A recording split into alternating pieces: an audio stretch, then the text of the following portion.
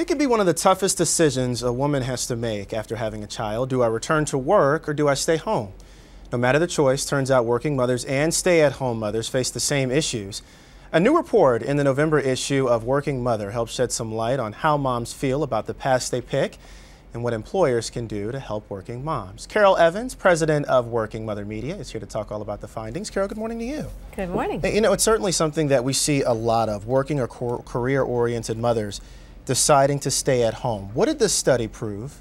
Well, this study proved that there are choices that we make, and sometimes, no matter what choice we make, we feel guilty about it and we feel judged. So we were surprised because we thought that there would be a difference of feeling whether you worked or stayed home. But no, working mothers and stay-at-home mothers both feel guilty about choices that they've made. You talk to a lot of women before they have babies, and they would say, hey, look, you know, I'm going to come back to work. I'm going to stay in the game.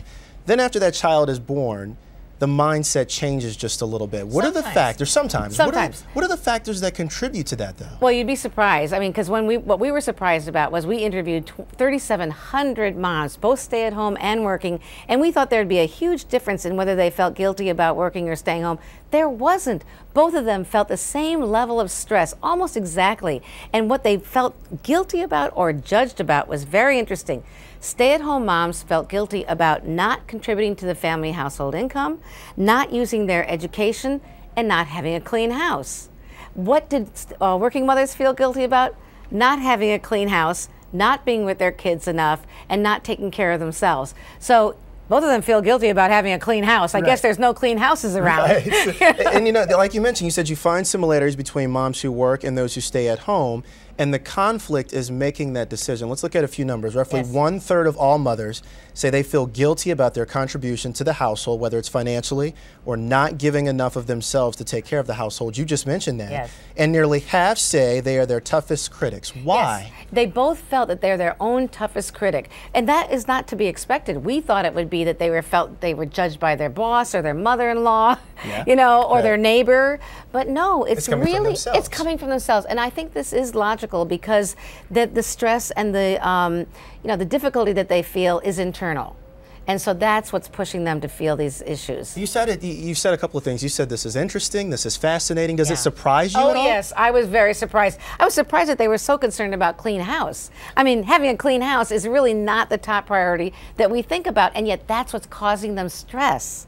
They're really worried about being great mothers. They're really worried about being great at their jobs, but it's coming out as clean house. And the survey also uncovered a new group of stay-at-home moms, the career-oriented stay-at-home moms. Yes, many stay-at-home moms think of themselves as career-oriented. They'd like to be working, they're taking a break, but they still think of themselves as being in the workforce. But let's take a look at those numbers. More than half of these mothers say they would rather be working. Yes. The needs of their children and the cost of child care is keeping them away. Right. They decide to stay home for that very reason. You say employers, they need to actually pay attention to this group. This is an untapped, talented, resourceful group of people right here. Why? And some of these moms are just so well educated, well trained. They've got such incredible experience at their back, but they're feeling like there's not enough money in their career.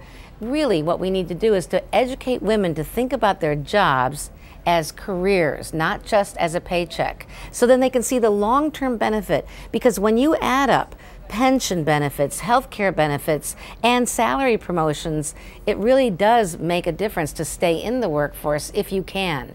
And that's where that complaint that they have, that child care is too expensive, they're not making enough money to cover their costs, you know, they really need to think about it long term, not just for these 2 or 3 years. So that fits right into this. Working mothers, they were asked what are the most important benefits to them. All right. Their responses include flexible and predictable work hours and the ability to use their sick leave to take care of their children. That's a big one. Yes. Are the companies listening to this? Well, some of them are. I mean, the Working Mother 100 Best companies all offer flexible work arrangements. And flexibility, no matter what we do on a survey, is the #1 thing that working mothers want, and that women, that would make the difference in them staying in the workforce. They want to flex their day, their week, their year, and their entire career.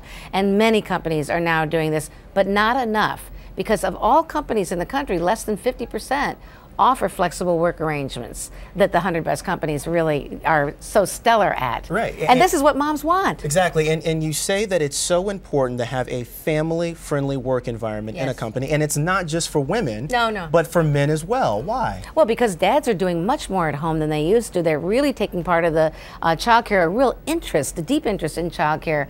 And so we need to make sure that this is not just for women.